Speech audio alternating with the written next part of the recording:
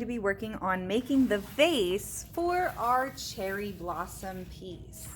So to begin, I have a bunch of different vase shape papers, and you are going to choose your very favorite.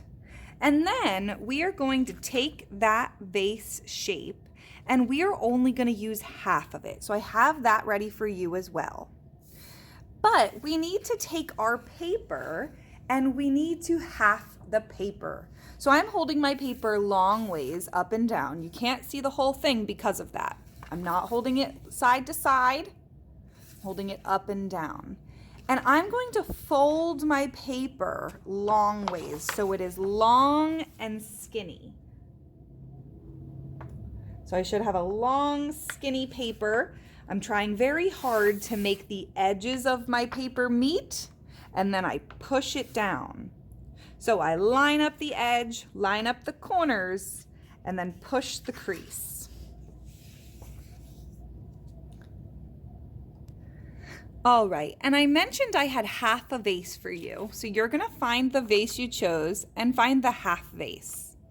Now, when we folded our paper, we have an open side and a fold side. I want you to find the fold, and we're going to put an arrow to the fold at the top and at the bottom. So you have two arrows facing the fold side of your paper. 1, 2, and there's nothing on the open side of our paper.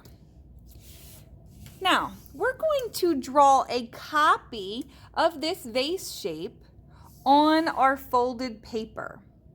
Our lines are going to come from the folded side and always go back to the folded side. None of our lines are touching the open side of our paper. So our goal right now is to take this and draw it on this paper, but this paper is a lot bigger than our example paper. So this is my chance to make my vase as big as this paper. I want it to be pretty big because the cherry blossoms we made are very big too. So I start with my pencil, and like I said before, this is our fold side, and so is this. And we always come from our fold side and go back to our fold side. So I'm going to try to draw this as best as I can on the big paper. It doesn't have to be perfect, but it needs to look similar. Once you have the shape you like, we are going to cut on the outside line.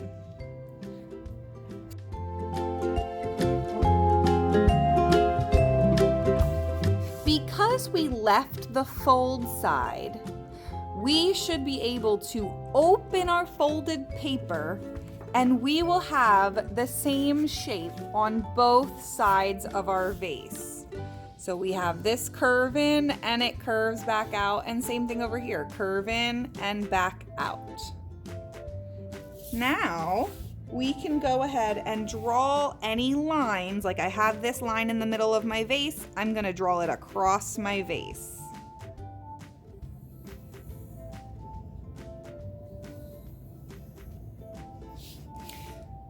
And once our vase shape is done, you are ready to move on to the roll of vase paper.